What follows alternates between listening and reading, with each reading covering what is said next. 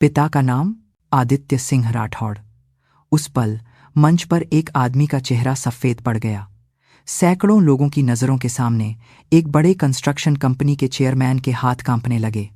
यह नाम उनके बेटे का था, जो 15 साल पहले एक सड़क दुर्घटना में मर गया था। यह नाम एक स्कूल की वर्दी पहने लड़के ने लिया था। वह सच जिसे उन्होंने दफन कर दिया था, वह भ्रष्टाचार जिसे उन्होंने छुपाया था, और वह खून का रिश्ता जिसे उन्होंने अनदेखा किया था, आज उनकी आंखों के सामने था।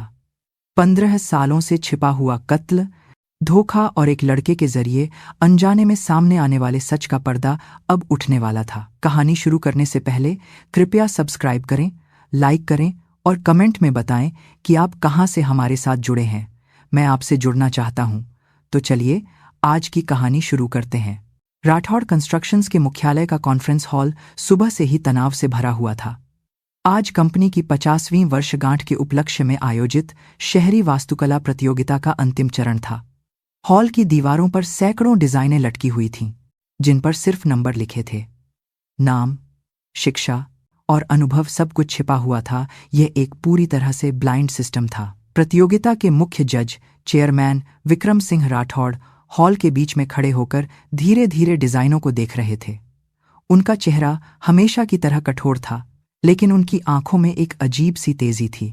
60 की उम्र पार करने के बावजूद उनका व्यक्तित्व आज भी दमदार था। राठौड़ कंस्ट्रक्शंस का भविष्य ईमानदार डिजाइन पर टिका है। उन्होंने अपनी शुरुआती स्पीच खत्म की और डिजाइनों की ओर बढ़ गए। उनके हाथ हर एक डिजाइन पर बड़ी बारीकी से घूम रहे थे, जैसे कोई माहिर कलाकार अपनी कला को परख रहा हो। वह वास्तुकला की हर छोटी बड़ी चीज को ध्यान से देख रहे थे। कोई भी डिटेल उनकी नजरों से बच नहीं सकता था। जब दूसरे जज अपनी राय लिख रहे थे, विक्रम की नजरें एक कोने में लगे डिजाइन पर टिक गईं। नंबर 2, 147। यह डिजाइन दूसरों की तुलना में ज्यादा साफ और सरल था। इसका शीर्षक था अंधेरे से सुबह तक। विक्रम अनजाने में उस डिजाइन के करीब चले गए। उनका दिल अजीब तरह से तेज धड़कने लगा था। उनकी उंगलियां धीरे धीरे डिजाइन पर घूमने लगीं। मुख्य कोटिन को साधा वो मांदे में लगीं। उनकी उंगलियां धीरे धीरे डिजाइन पर घूमने लगीं। ढांचे को जोड़ने का तरीका, भूकंपरोधी डिजाइन की बारीकी और आपातकालीन निकास का रास्ता, सब कुछ सुरक्षा को पहली प्राथमिकता देते हुए बनाया गया था। विक्रम के होंठ कांपने लगे। डिजाइन में उन्हें कुछ जाना पहचाना सा महसूस हो रहा था। लाइनें खींचने का तरीका, वजन को बांटने वाले ढांचों का कोण और रोशनी के लिए खिड़कियों की जगह, यह सब कुछ उन्हें बहुत परिचित लग रहा था। चेयरमैन साहब, क्या आपको यह डिजाइन पसंद आया? पास खड़े एक जज ने पूछा, लेकिन विक्रम ने कोई जवाब नहीं दिया। उनकी नजरें डिजाइन के कोने में लिखे एक नोट पर टिकी थीं। किसी इमारत की असली कीमत यह नहीं है कि वह कितनी ऊंची है, बल्कि यह है कि वह कितने लोगों को सुरक्षित रख सकती है। इस डिजाइन की हर एक रेखा गिरने से बचाने के लिए है और हर एक ढांचा रक्षा करने के लिए मौजूद है। विक्रम ने डिजाइन का कोना कसकर पकड़ लिया। उनकी हथेली की नसें उभर आईं। उनकी आंखों के सामने एक पुरानी याद ताजा हो गई। कोई था जो देर रात तक मेज पर बैठकर डिजाइन बनाता था। उसकी पतली उंगलियों में पेंसिल होती थी और उसके हाथ से खींची गई रेखाएं सटीक और स्नेह से भरी होती थीं। यह रेखाओं का इस्तेमाल और कोण। विक्रम बुदबुदाए। उनकी आवाज भर्रा गई थी। यह तो आदित्य का तरीका है। उस नाम को जुबान पर लाते ही विक्रम का दिल बैठ गया। 15 साल बीत चुके थे, लेकिन वह नाम आज भी एक तेज खंजर की तरह उनके सीने में चुभता था। हॉल की तेज रोशनी के बावजूद उनकी आंखों में एक गहरा अंधेरा था जिसे कोई नहीं देख सकता था। विक्रम धीरे धीरे पीछे हटे। उन्होंने डिजाइन से अपनी नजरें हटाने की कोशिश की, लेकिन उनकी आंखें बार बार वहीं जा रही थीं। ऐसा लग रहा था जैसे कोई उन्हें बुला रहा हो, जैसे कोई खोई हुई आवाज इस एक कागज के टुकड़े के जरिए जिंदा हो गई हो। चेयरमैन साहब, आप ठीक तो हैं? उनके सेक्रेटरी ने धीरे से पूछा, लेकिन विक्रम ने हाथ हिलाकर उसे जाने का इशारा किया। उन्होंने एक बार फिर उस डिजाइन को देखा। इस बार उन्होंने और ज्यादा लंजिंग और निष्पक्ष होकर देखने की कोशिश की, लेकिन जितना ज्यादा वह देखते, उनका यकीन और गहरा होता जा रहा था। यह सिर्फ एक इत्तफाक नहीं था। या तो कोई आदित्य के तरीके को जानता था, या फिर विक्रम ने अपना सिर हिलाया। यह नामुमकिन था, लेकिन उनके दिल के एक कोने में कुछ गर्म सा उठ रहा था। यह उम्मीद थी, अपराध बोध था, या फिर यादें। वह समझ नहीं पा रहे थे। जजिंग चलती रही, लेकिन विक्रम का मन अब वहां नहीं था। डिजाइन नंबर 247 के सामने खड़े होकर उन्होंने 15 साल में पहली बार अपने बेटे का नाम फुसफुसाया। आवाज़ इतनी धीमी थी कि किसी ने नहीं सुनी। कॉन्फ्रेंस हॉल की खिड़की से सुबह की धूप अंदर आ रही थी। रोशनी डिजाइन पर पड़ रही थी, जिससे अंधेरे से सुबह तक शीर्षक और भी साफ दिख रहा था। प्रतियोगिता खत्म होने के बाद विक्रम ऑफिस में ही रुके। जब एक एक करके सारे कर्मचारी चले गए और इमारत में सन्नाटा छा गया, तब वह अपनी ऑफिस की खिड़की के पास खड़े रहे। रात के 11 बजे के बाद वह धीरे धीरे अपनी मेज की ओर बढ़े। उन्होंने मेज की दराज खोली।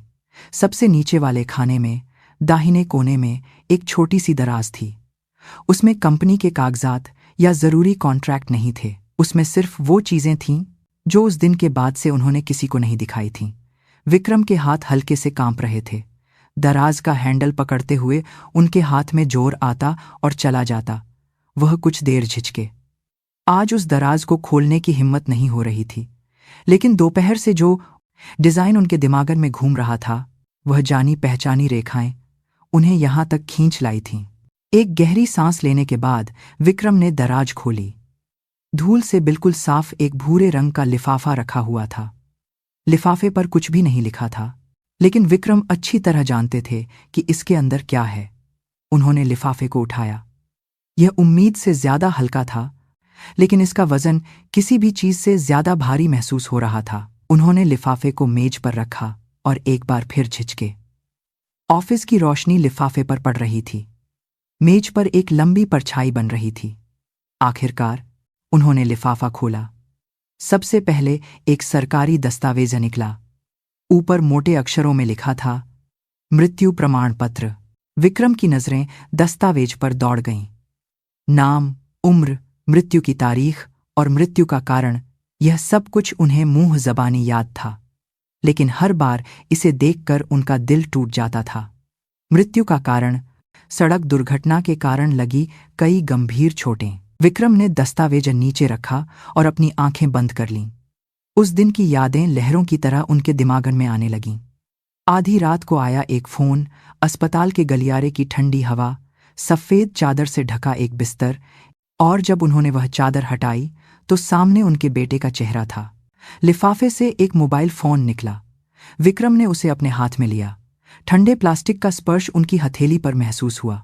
उन्होंने पावर बटन दबाया। हैरानी की बात थी, स्क्रीन ऑन हो गई। बैटरी कम होने की चेतावनी दिख रही थी, लेकिन वह अभी भी चल रहा था। उन्होंने मैसेज बॉक्स खोला। सबसे आखिरी मैसेज स्क्रीन पर था, पिताजी, क्या आप आज शाम 7 बजे थोड़ा समय निकाल सकते हैं? मुझे आपसे कुछ बहुत ज़रूरी बात करनी है। यह कंपनी से जुड़ा एक बहुत ही महत्वपूर्ण मामला है, प्लीज़। विक्रम ने उस मैसेज को कई बार पढ़ा। हर एक अक्षर एक तेज चाकू की तरह उनके सीने में चुभ रहा था। उस दिन उन्होंने यह मैसेज देखकर भी जवाब नहीं दिया था, फोन भी नहीं उठाया था। ऑफिस की घड़ी ने 12 बजाए।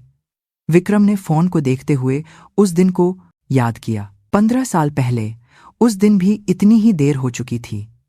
विक्रम एक जरूरी निवेशक के साथ डिनर करके अपनी कार में बैठे थे। फोन बजा। आदित्य का था, लेकिन विक्रम ने फोन नहीं उठाया। फिर से उस लड़की की बात करेगा, विक्रम ने सोचा था। आदित्य कुछ महीनों से एक लड़की से मिल रहा था। विक्रम इस रिश्ते के सख्त खिलाफा थे। उन्हें लगता था कि वह लड़की उनके परिवार, उनकी हैसियत और उनकी शिक्षा के लायक नहीं थी। उन्हें लगा कि बेटा अपनी मर्जी से शादी करने की जिद करेगा, इसलिए उन्होंने फोन काट दिया। उसने मैसेज में कंपनी का काम लिखा था, लेकिन अब सोचने पर वह बात अजीब लग रही थी। आदित्य शादी के मामले को कभी कंपनी का काम नहीं कहता, लेकिन उस दिन के विक्रम कुछ भी सुनना नहीं चाहते थे। वह जानना ही नहीं चाहते थे कि बेटा क्या कहना चाहता है। अगली सुबह फोन की घंटी बजी। पुलिस थी। विक्रम ने फोन को कसकर पकड़ लिया। स्क्रीन हिल रही थी। उनकी आंखों में कुछ गर्म सा भर आया, लेकिन उन्होंने आंसू नहीं बहाए। इतने सालों में वह एक बार भी नहीं रोए थे। उन्हें लगता था कि उन्हें रोने का कोई हक नहीं है। आदित्य। विक्रम के मुंह से बेटे का नाम निकला। आवाज कांप रही थी। खाली ऑफिस में सिर्फ उनकी आवाज गूंज रही थी। तुम क्या कहना चाहते थे? कोई जवाब नहीं था। ऑफिस में अब भी सन्नाटा था। विक्रम ने धीरे धीरे अपना सिर उठाया। खिड़की के बाहर शहर की रात का नजारा था। हजारों इमारतों की बत्तियां चमक रही थीं। उनमें से कुछ राठौड़ कंस्ट्रक्शंस ने बनाई थीं। विक्रम ने लिफाफे में फिर से हाथ डाला। दुर्घटना स्थल की तस्वीरें निकलीं। वह उन्हें नहीं देखना चाहते थे, लेकिन उनके हाथ अपने आप चल रहे थे।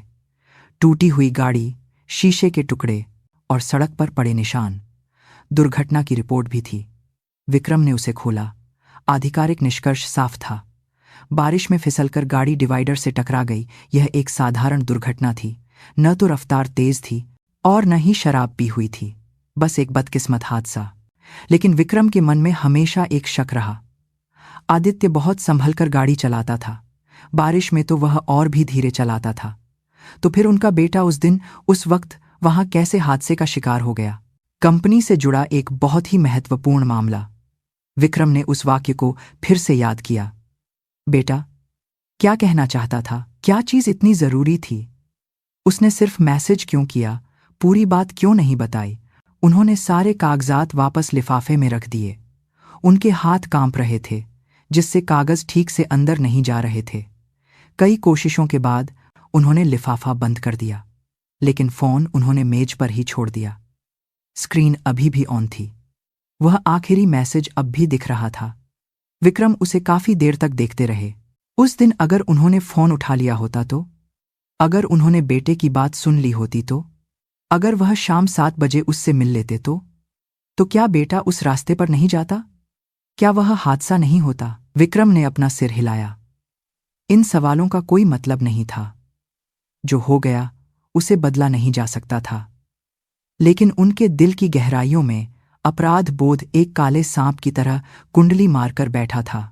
आज देखा गया वह डिजाइन फिर से याद आया। आदित्य के तरीके से मिलती जुलती वह बारीक रेखाएं, सुरक्षा को पहली प्राथमिकता देने वाला वह डिजाइन। उसे देखने के बाद से ही विक्रम का मन बेचैन था। वह किसने बनाया होगा? क्या वह आदित्य को जानने वाला कोई इंसान था, या फिर यह सिर्फ एक इत्तफाकर था? विक्रम ने फिर से फोन उठाया। स्क्रीन बंद हो चुकी थी। उन्होंने पावर बटन नहीं दबाया। इसके बजाय उन्होंने उसे अपने सीने से लगा लिया। ठंडा प्लास्टिक धीरे धीरे उनके शरीर की गर्मी से गर्म हो गया।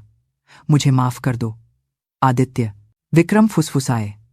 उनकी आवाज इतनी धीमी थी कि उन्हें खुद भी ठीक से सुनाई नहीं दी, लेकिन वह बुदबुदाते रहे। सच में, मुझे माफ कर दो। रात गहरी होती जा रही थी। शहर की बत्तियां एक एक करके बुझने लगीं, लेकिन राठौड़ कंस्ट्रक्शंस के मुख्यालय में चेयरमैन के ऑफिस की बत्ती सुबह तक जलती रही। उसके अंदर एक आदमी अपने ऊपर भारी बोझ बने अपराध बोध से लड़ रहा था। विक्रम ने फोन देखते देखते अचानक कैलेंडर देखा। आज क्या तारीख है? उन्होंने गिना। आदित्य को गुजरे हुए ठीक 15 साल और 3 दिन हो चुके थे, और उन्हें एक और तारीख याद आई। आदित्य के अंतिम संस्कार के अगले दिन, जब कंपनी पर एक बड़ी मुसीबत आई थी। विक्रम धीरे धीरे अपनी जगह से उठे। ऑफिस के एक कोने में एक बड़ी अलमारी थी। वहां रखी दर्जनों फाइलों में से एक मोटी काले रंग की फाइल थी। उसके कवर पर कोई शीर्षक नहीं था, लेकिन विक्रम जानते थे कि वह क्या है। उन्होंने फाइल निकाली और वापस मेज पर आ गए। यह भारी थी। हाथ में जो वजन था, उससे कहीं ज्यादा वजन उनके दिल पर था। उन्होंने फाइल खोली। पहले पन्ने पर बड़े अक्षरों में शीर्षक लिखा था, राठौड़ सेंट्रल टावर ढहने की दुर्घटना की जांच रिपोर्ट। विक्रम की उंगलियां पन्ने पलटने लगीं। तस्वीरें सामने आईं। गिरी हुई इमारत का नजारा, मुड़े हुए सरिये, टूटे हुए कंक्रीट और धूल और मलबे से ढका हुआ मंजर। इतने साल बाद भी वह तस्वीरें बिल्कुल साफ थीं। उस सुबह विक्रम आदित्य के अंतिम संस्कार में थे। विक्रम तस्वीर के सामने बैठे थे। अपने बेटे का हंसता हुआ चेहरा देखते हुए भी उनका मन बिल्कुल खाली था। तभी फोन बजा। संजय मेहरा, वाइस चेयरमैन का फोन था। चेयरमैन साहब, बहुत बड़ी गड़बड़ हो गई है। सेंट्रल टावर की साइट पर इमारत का एक हिस्सा गिर गया है। विक्रम उस पल सब कुछ भूल गए। बेटे की मौत, अंतिम संस्कार, दुख, सब कुछ। उनके दिमाग में सिर्फ कंपनी बची थी। वह तुरंत घटनास्थल की ओर भागे। जब वह पहुंचे तो वहां अफरा तफरी मची हुई थी।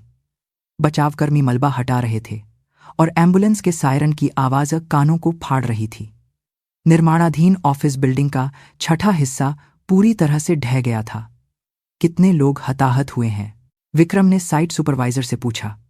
आवाज कांप रही थी। 3 लोग, काम कर रहे 3 मजदूर अभी भी मलबे में दबे हैं।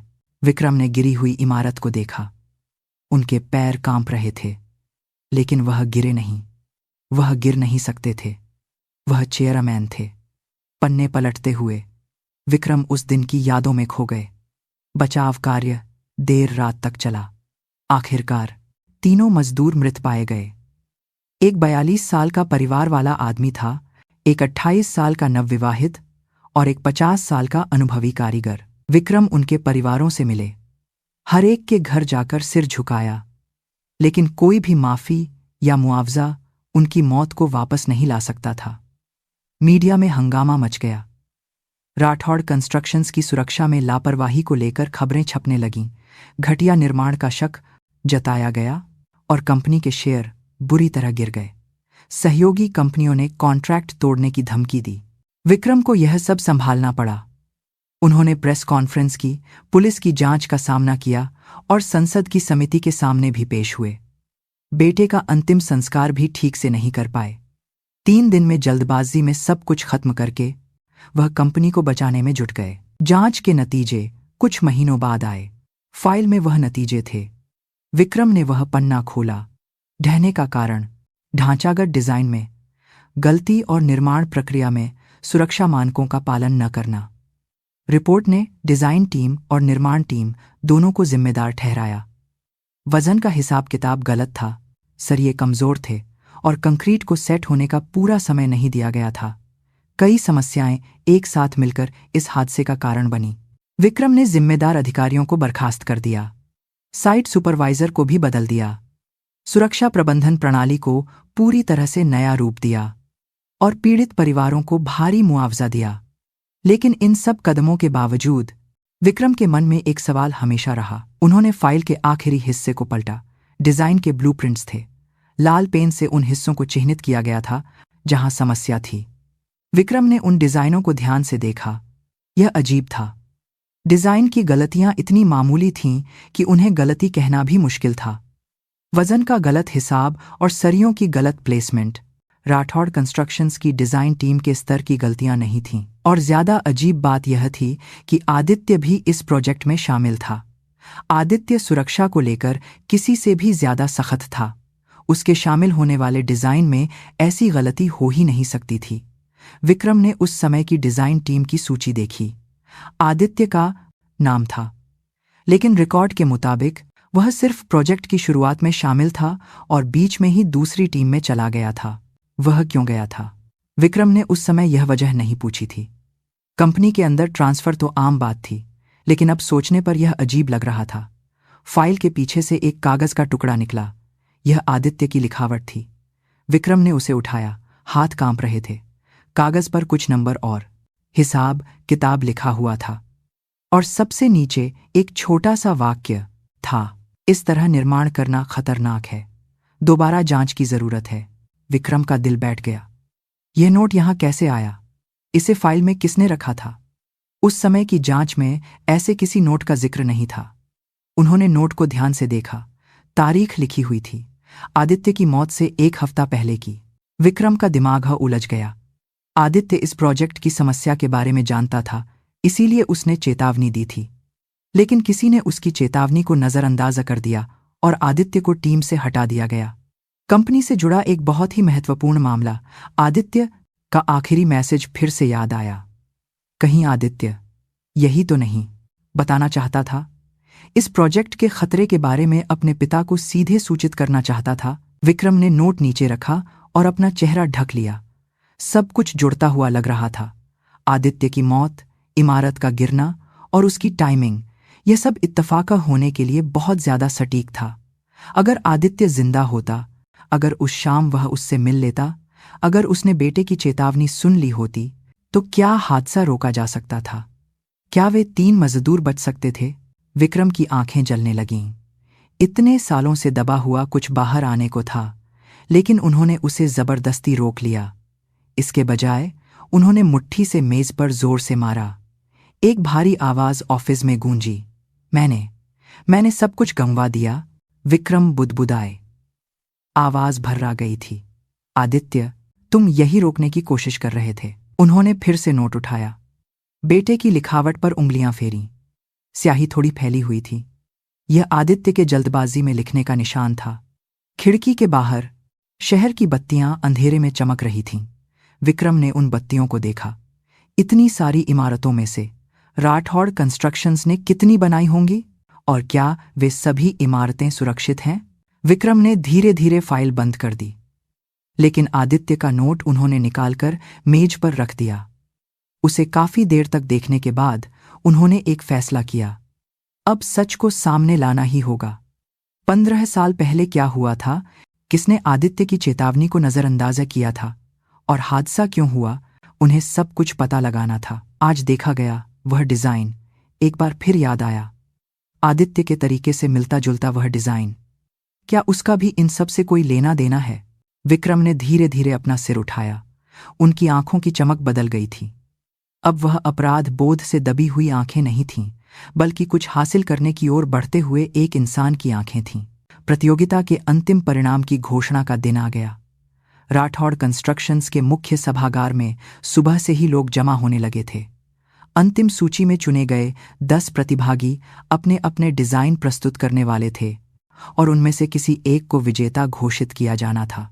विक्रम जजों की कुर्सी पर बैठे थे। पिछली रात वह मुश्किल से सो पाए थे, लेकिन उनका चेहरा हमेशा की तरह कठोर था। बस उनकी आंखों में कुछ अलग था, जैसे वह किसी को ढूंढ रहे हों। एक गहरी चाहत उनकी आंखों में दिख रही थी। प्रस्तुति सुबह 9 बजे शुरू हुई। पहला प्रतिभागी मंच पर आया। एक युवा महिला वास्तुकार थी। उसने अपने डिजाइन की अवधारणा को बड़े अच्छे से समझाया। विक्रम सुन तो रहे थे, लेकिन उनका मन डिजाइन नंबर 247 के बारे में सोच रहा था। दूसरी, तीसरी प्रस्तुति होती रही। सभी बेहतरीन डिजाइन थे। जज सिर हिलाकर नोट्स बना रहे थे, लेकिन विक्रम बार बार वेटिंग रूम की ओर देख रहे थे। नंबर 247 कौन है? वह बस यही जानना चाहते थे। चौथी प्रस्तुति के बाद एक छोटा सा ब्रेक हुआ। विक्रम अपनी जगह से उठे और वेटिंग रूम की ओर चल दिए। गलियारे में उनकी मुलाकात एक इवेंट कोऑर्डिनेटर से हुई। प्रतिभागी नंबर 247 कहाँ है? विक्रम ने पूछा। कोऑर्डिनेटर ने सूची देखी। नंबर 247 8वें नंबर पर हैं। वह वेटिंग रूम में होंगे। विक्रम ने सिर हिलाया और वापस अपनी कुर्सी पर आ गए, लेकिन उनका मन शांत नहीं हुआ। दिल जोर जोर से धड़क रहा था। यह अजीब था। 60 की उम्र में इस तरह दिल का धड़कना। 5वीं, 6ठी और 7वीं प्रस्तुति बीत गई। विक्रम ने घड़ी देखी। अब बस आने ही वाला था। कोऑर्डिनेटर मंच पर आया और माइक पकड़ा। अगला नंबर 8वां है। प्रतिभागी नंबर 247, कृपया मंच पर आएं। वेटिंग रूम का दरवाजा खुला। विक्रम आगे की ओर झुक गए। कौन निकलेगा? कोई अधेड़ उम्र का वास्तुकार, या फिर आदित्य का कोई सहकर्मी? लेकिन दरवाजे से जो बाहर निकला, उसे देखकर पूरा हॉल हैरान रह गया। एक लड़का था। किसी मिडिल स्कूल के छात्र जैसा दिखने वाला, मासूम चेहरे वाला एक लड़का, अपने हाथ में डिजाइन पकड़े खड़ा था। स्कूल की वर्दी में वह थोड़ा अजीब लग रहा था। लड़के का चेहरा पीला था और उसके हाथ हल्के से कांप रहे थे। कोऑर्डिनेटर घबराकर लड़के के पास गया। बेटा, यहां सिर्फ प्रतिभागियों को आने की इजाजत है। लड़के ने धीमी आवाज में जवाब दिया। मैं ही हूं। नंबर 247 क्या? कोऑर्डिनेटर ने दोबारा पूछा। लड़के ने कांपते हाथों से अपना रजिस्ट्रेशन कार्ड दिखाया। उस पर साफ साफ 247 नंबर लिखा था। लेकिन यह प्रतियोगिता तो सिर्फ वयस्कों के लिए है। तुम कैसे? कोऑर्डिनेटर की बात पूरी होने से पहले ही विक्रम अपनी जगह से उठे। उसे अंदर आने दो। विक्रम की आवाज पूरे हॉल में गूंज गई।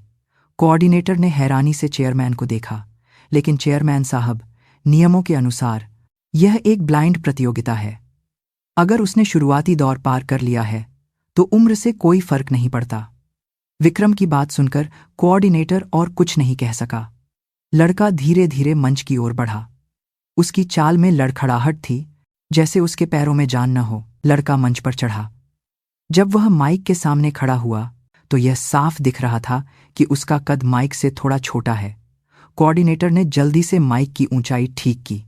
विक्रम ने लड़के को देखा। अभी भी बच्चों जैसा चेहरा था, लेकिन उसकी आंखों में एक दृढ़ता थी। किसी चीज को पाने की गहरी इच्छा उसकी आंखों में दिख रही थी। लड़के ने डिजाइन खोला। यह वही डिजाइन था जो विक्रम ने कुछ दिन पहले देखा था। अंधेरे से सुबह तक शीर्षक साफ दिख रहा था। मैं शुरू करता हूं। लड़के की आवाज कांप रही थी, लेकिन उसने एक गहरी सांस ली और फिर से बोलना शुरू किया। यह डिजाइन। लड़का रुक गया। वह कुछ देर झिझका और फिर उसने तैयार की हुई स्पीच को नीचे रख दिया। यह डिजाइन मेरे स्वर्गीय पिता का अधूरा काम है। हॉल में सन्नाटा छा गया। सबकी नजरें लड़के पर टिक गईं। मेरे पिता एक वास्तुकार थे। वह ऐसी इमारतें बनाना चाहते थे जो लोगों की रक्षा करें, लेकिन वह अपना काम पूरा करने से पहले ही दुनिया छोड़ गए। लड़के की आवाज धीरे धीरे धीमी होती गई। उसकी आंखें नम हो गईं। मुझे उनके बनाए हुए स्केच और नोट्स मिले। उन्हें देखकर मैं समझ गया कि पापा क्या बनाना चाहते थे, इसलिए मैं इसे पूरा करना चाहता था। मेरी काबिलियत उतनी नहीं है, लेकिन मैं पापा के सपनों को दुनिया को दिखाना चाहता था। विक्रम के हाथ कांपने लगे। उनका दिल बैठ रहा था। उन्होंने लड़के के चेहरे को और ध्यान से देखा। कुछ जाना पहचाना सा चेहरा था। आंखों की बनावट, माथा और होंठों की रेखाएं। लड़का डिजाइन के बारे में बताने लगा। अपनी कम उम्र के बावजूद वह बहुत स्पष्ट रूप से समझा रहा था। वजन वितरण, भूकंपरोधी डिजाइन, आपातकालीन निकास के रास्ते, सब कुछ सुरक्षा को ध्यान में रखकर बनाया गया था। पापा हमेशा कहते थे, इमारत ऊंची नहीं उठनी चाहिए, उसे लोगों को संभालना चाहिए। लड़के की बात सुनकर विक्रम की सांसें रुक गईं। यह लहजा, यह सोच, सब कुछ बहुत जाना पहचाना था। प्रस्तुति खत्म हुई। लड़के ने सिर झुकाकर सबको धन्यवाद दिया। हॉल तालियों से गूंज उठा, लेकिन विक्रम ताली नहीं बजा पाए। उनके दोनों हाथ कांप रहे थे। जब लड़का मंच से उतरने लगा तो विक्रम ने आवाज दी, 1 मिनट रुको। लड़का रुक गया। विक्रम धीरे धीरे अपनी जगह से उठे। हॉल में सबकी नजरें उन पर टिक गईं। तुम्हारे पिता का नाम क्या है? विक्रम की आवाज कांप रही थी। दूसरे जज उन्हें अजीब नजरों से देखने लगे। लड़के ने जवाब दिया, आदित्य सिंह राठौड़। यह नाम पूरे हॉल में गूंज गया। विक्रम का शरीर अकड़ गया। उनका दिल जैसे रुक गया हो। नहीं, बल्कि वह बहुत तेजी से धड़कने लगा था। आदित्य सिंह राठौड़। यह नाम विक्रम के दिमाग में गूंजता रहा, लेकिन उन्होंने तुरंत खुद को संभाला। नहीं, यह एक ही नाम के 2 लोग हो सकते हैं। आदित्य सिंह राठौड़ नाम तो बहुत आम है। विक्रम ने लड़के को फिर से देखा, लेकिन उस चेहरे में उन्हें आदित्य का अक्स दिख रहा था। कहीं कहीं ऐसा तो नहीं बेटा? विक्रम ने फिर से पूछा। उन्होंने अपनी आवाज को संभालने की कोशिश की, लेकिन कंपन को पूरी तरह नहीं छिपा सके। तुम्हारे पिता क्या काम करते थे? वह एक आर्किटेक्ट थे, मां ने बताया था। लड़के के जवाब से विक्रम का दिल बैठ गया। आर्किटेक्ट आदित्य सिंह राठौड़, और डिजाइन बनाने का वह तरीका। क्या मेरे बेटे का कोई बच्चा था? विक्रम का दिमाग उलझ गया। क्या यह मुमकिन है? क्या आदित्य यह बात जानता था, या वह बिना जाने ही दुनिया से चला गया? उनकी मृत्यु कब हुई थी? विक्रम ने पूछा। अब आसपास के लोग भी अजीब महसूस करने लगे थे। चेयरमैन ऐसे सवाल क्यों पूछ रहे हैं? यह उनकी समझ से बाहर था। 15 साल पहले एक सड़क दुर्घटना में। लड़के की बात सुनकर विक्रम को कुर्सी का सहारा लेना पड़ा। 15 साल पहले सड़क दुर्घटना, आर्किटेक्ट आदित्य सिंह राठौड़। सब कुछ मेल खा रहा था, लेकिन विक्रम अभी भी यकीन नहीं कर पा रहे थे। शायद वह यकीन करना ही नहीं चाहते थे। अगर यह सच है तो इसका मतलब था कि वह 15 सालों तक अपने पोते के अस्तित्व से अनजान थे। तुम्हारा नाम क्या है? विक्रम ने पूछा। आरव। विक्रम ने उस नाम को मन ही मन दोहराया। आरव, आदित्य सिंह राठौड़ का बेटा। कहीं यह? तुम्हारी प्रस्तुति बहुत अच्छी थी, विक्रम ने बड़ी मुश्किल से कहा। आरव ने सिर झुकाया और वेटिंग रूम की ओर चला गया। विक्रम काफी देर तक उसकी पीठ को देखते रहे। एक जज ने धीरे से विक्रम से पूछा, चेयरमैन साहब, आप ठीक तो हैं? मैं ठीक हूं, विक्रम ने जवाब दिया, लेकिन उनके हाथ अभी भी मेज पर टिके हुए थे। प्रस्तुतियां चलती रहीं, लेकिन विक्रम के कानों में कुछ भी नहीं जा रहा था। उनके दिमाग में सिर्फ एक ही ख्याल घूम रहा था, मुझे पता लगाना होगा, क्या वह लड़का सच में आदित्य का बेटा है? विक्रम ने अपनी जेब से फोन निकाला। उन्होंने चुपके से अपने सेक्रेटरी को मैसेज भेजा, आरव नाम के छात्र की जानकारी निकालो, जितनी जल्दी हो सके। मैसेज भेजने के बाद विक्रम ने फोन नीचे रख दिया। हाथ कांप रहे थे। अगर यह सच है, अगर वह लड़का सच में आदित्य का बेटा है, तो उन्होंने 15 सालों में क्या किया, उनका पोता कैसे जिया, किन मुश्किलों से गुजरा, वह इन सब से अनजान रहे। विक्रम की आंखों में कुछ गर्म सा भर आया, लेकिन उन्होंने आंसू नहीं बहाए। इसके बजाय उन्होंने अपनी मुट्ठी कस ली। उनकी उंगलियां हथेली में धंस गईं। प्लीज, प्लीज, यह सच न हो। लेकिन उनके मन का एक और हिस्सा फुसफुसा रहा था, प्लीज, प्लीज वह लड़का आदित्य का ही बेटा हो। विक्रम ने सिर उठाकर छत को देखा। लाइट की तेज रोशनी आंखों में चुभ रही थी। उस रोशनी में वह उलझन में थे, उम्मीद और डर के बीच, आशा और अपराध बोध के बीच। सारी प्रस्तुतियां खत्म हो गईं। जज अंतिम विजेता का फैसला करने के लिए एक अलग कमरे में चले गए, लेकिन विक्रम का दिमाग पूरी तरह से आरव के ख्यालों में डूबा हुआ था। कमरे में 1 घंटे से ज्यादा बहस चली। जजों ने अपनी अपनी राय दी। किसी ने तीसरे प्रतिभागी के नए डिजाइन की तारीफ की, तो किसी ने छठे प्रतिभागी की व्यावहारिकता पर जोर दिया। लेकिन विक्रम ने एक शब्द भी नहीं कहा। वह बस खिड़की से बाहर देखते हुए कुछ सोच रहे थे। उन्होंने कई बार फोन चेक किया, लेकिन सेक्रेटरी का अभी तक कोई जवाब नहीं आया था। चेयरमैन साहब, आपकी क्या राय है? एक जज ने धीरे से पूछा। विक्रम ने धीरे धीरे अपना सिर घुमाया। नंबर 2, 147। उनकी आवाज में दृढ़ता थी। जज एक दूसरे को देखने लगे। लेकिन चेयरमैन साहब, वह प्रतिभागी नाबालिग है और उसने यह डिजाइन खुद नहीं बनाया है। आइडिया भले ही किसी और का हो, लेकिन उसे पूरा तो उसी ने किया है। डिजाइन की पूर्णता को देखिए, ढांचे की सुरक्षा, रास्तों की सुगमता, हर लिहाज से यह सबसे अच्छा है, विक्रम ने कहा। और ब्लाइंड सिस्टम का उद्देश्य मत भूलिए।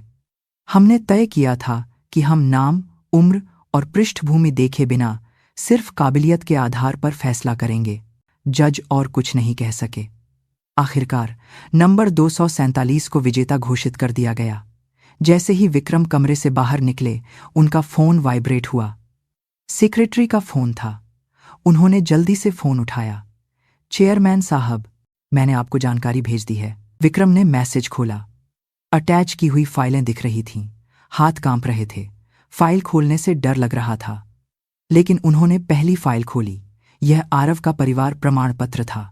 पिता आदित्य सिंह राठौड़। जन्मतिथि देखते ही विक्रम की सांसें रुक गईं। यह आदित्य ही था, उनका अपना बेटा आदित्य सिंह राठौड़। विक्रम को गलियारे की दीवार का सहारा लेना पड़ा। उनके पैरों में जान नहीं बची थी। उन्होंने अगली फाइल खोली। आदित्य सिंह राठौड़ का मृत्यु प्रमाण पत्र। 15 साल पहले सड़क दुर्घटना। सब कुछ मेल खा रहा था। वह लड़का सच में आदित्य का बेटा था, उनका अपना पोता। विक्रम ने अपनी जेब से रुमाल निकालकर माथे का पसीना पोंछा। उन्होंने सांस लेने की कोशिश की, लेकिन दिल बहुत तेजी से धड़क रहा था। सेक्रेटरी की भेजी अगली फाइल में मां मीरा के बारे में जानकारी थी। एक साधारण नौकरी करने वाली महिला जिसने अकेले बच्चे को पाला था। विक्रम ने यह नाम पहली बार सुना था। आदित्य ने उसके बारे में कभी नहीं बताया था, नहीं उसने बताने की कोशिश की थी। विक्रम को अचानक याद आया, आदित्य उस रात जो कहना चाहता था, क्या वह शादी की बात थी या फिर बच्चे के आने की खबर? लेकिन उन्होंने बेटे का फोन नहीं उठाया था, इसलिए वह कभी नहीं जान पाए। विक्रम ने फोन जेब में रखा और धीरे धीरे चलने लगे। पुरस्कार समारोह जल्द ही शुरू होने वाला था। उससे पहले उन्हें अपने मन को शांत करना था। शाम 4 बजे पुरस्कार समारोह शुरू हुआ। हॉल में फिर से लोग जमा हो गए थे। आरव वेटिंग रूम के एक कोने में चुपचाप बैठा था। वह अपने कांपते हाथों को घुटनों पर रखकर गहरी सांसें ले रहा था। कोऑर्डिनेटर ने विजेताओं के नाम की घोषणा शुरू की। सांत्वना, पुरस्कार, श्रेष्ठता पुरस्कार। एक एक करके नाम पुकारे जा रहे थे। आरव को लगा कि उसका नाम नहीं पुकारा जाएगा और सर्वश्रेष्ठ पुरस्कार जाता है। कोऑर्डिनेटर कुछ देर रुका। हॉल में सन्नाटा छा गया। नंबर 247। छात्र आरव को अपने कानों पर यकीन नहीं हुआ। आसपास के लोग तालियां बजा रहे थे। किसी ने उसके कंधे पर थपकी दी, लेकिन आरव उठ नहीं सका। उसके पैरों में जान नहीं थी। छात्र आरव, कृपया मंच पर आएं। कोऑर्डिनेटर ने दोबारा पुकारा। आरव बड़ी मुश्किल से अपनी जगह से उठा, लड़खड़ाते हुए मंच की ओर बढ़ा। जब वह मंच पर चढ़ा तो सामने विक्रम खड़े थे। उनके हाथ में ट्रॉफी थी और वह आरव को देख रहे थे। उनकी आंखों में कुछ अलग था, पहले से ज्यादा गहरा और जटिल भाव था। बधाई हो, विक्रम ने कहा। उन्होंने आरव को ट्रॉफी दी। आरव ने कांपते हाथों से उसे पकड़ा। धन्यवाद, आरव ने धीमी आवाज में कहा। विक्रम काफी देर तक आरव को देखते रहे। अब उन्हें पूरा यकीन हो गया था, यह लड़का आदित्य का बेटा है, उनका पोता। लेकिन वह कह नहीं सकते थे, अभी नहीं। यह लड़का नहीं जानता कि वह कौन है। उसकी मां भी नहीं जानती होगी। वह कैसे बताएं? किस हक से उसे अपना पोता कहें? तस्वीरें खींचने का समय हुआ। विक्रम और आरव साथ में खड़े हुए। कैमरे की फ्लैश चमकी। विक्रम ने आरव के कंधे को देखा। छोटा सा, कमजोर सा कंधा। 15 सालों तक अकेले पले बढ़े बच्चे का कंधा। तस्वीरें खींचने के बाद विक्रम ने धीरे से आरव से कहा, क्या हम थोड़ी देर बात कर सकते हैं? आरव ने सिर हिलाया। दोनों लोगों की नजरों से बचकर एक छोटे से कमरे में चले गए। कमरे का दरवाजा बंद हो गया। अब सिर्फ विक्रम और आरव थे। विक्रम खिड़की के पास खड़े होकर काफी देर तक चुप रहे। वह समझ नहीं पा रहे थे कि बात कहां से शुरू करें। तुम्हारी मां कहां है? विक्रम ने पहले पूछा। आरव कुछ देर झिझका, फिर बोला, वह बाहर इंतजार कर रही हैं। विक्रम ने सिर हिलाया और फिर धीरे धीरे मुड़कर आरव का सामना किया। क्या तुम अपने पिता के बारे में और कुछ बता सकते हो? आरव हैरान था। चेयरमैन उसके पिता के बारे में क्यों पूछ रहे हैं? लेकिन उसने जवाब दिया, मैंने पापा को कभी नहीं देखा। मेरे जन्म से पहले ही उनकी मृत्यु हो गई थी। विक्रम का दिल टूट गया। जन्म से पहले? इसका मतलब आदित्य यह जाने बिना ही दुनिया से चला गया कि उसका बच्चा होने वाला है? नहीं, हो सकता है वह जानता हो, इसीलिए उस रात वह उनसे बात करना चाहता हो। क्या तुम्हारी माँ ने तुम्हें उनके बारे में बहुत कुछ बताया है? हाँ, माँ हमेशा पापा की कहानियां सुनाती हैं। आरव की आवाज में थोड़ी चमक आई। पापा एक ऐसे आर्किटेक्ट थे जो लोगों की रक्षा करना चाहते थे। वह कहते थे कि इमारत ऊंची बनाने से ज्यादा जरूरी उसे सुरक्षित बनाना है। लोग पहले आते हैं। विक्रम की आंखें कांपने लगीं। यह वही बातें थीं जो आदित्य हमेशा कहता था। पापा कंपनी के काम को लेकर बहुत परेशान रहते थे। शायद उन्हें कुछ गलत पता चल गया था। माँ कहती हैं कि वह उसे ठीक करने की कोशिश कर रहे थे। आरव की बात सुनकर विक्रम की सांसें रुक गईं। Central tower project. आदित्य समस्या जानता था और उसे ठीक करना चाहता था। इसीलिए पापा किसी बहुत जरूरी इंसान से मिलने गए थे। उस शाम को माँ ने उन्हें रोकने की कोशिश की, लेकिन उन्होंने कहा कि जाना बहुत जरूरी है। आरव बोलता रहा, लेकिन उस मुलाकात की जगह पर जाते हुए ही हादसा हो गया। माँ को उस दिन का जिंदगी भर पछतावा है कि उन्होंने पापा को और जोर से क्यों नहीं रोका। विक्रम ने अपनी आंखें बंद कर लीं। उस शाम 7 बजे की मुलाकात आदित्य उनसे ही मिलने आ रहा था, लेकिन उन्होंने बेटे का फोन नहीं उठाया था। अगर उन्होंने फोन उठा लिया होता, अगर वह मिल लेते, तो आदित्य उस रास्ते पर नहीं जाता, हादसा नहीं होता और यह लड़का अपने पिता का चेहरा देख पाता। चेयरमैन साहब, आरव ने चिंता भरी आवाज में पुकारा।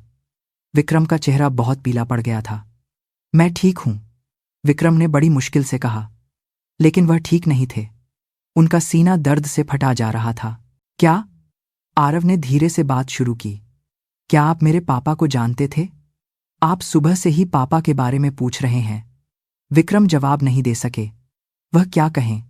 क्या वह बता दें कि मैं तुम्हारा दादा हूं? क्या वह यह कबूल कर लें कि तुम्हारे पिता मेरी वजह से मरे?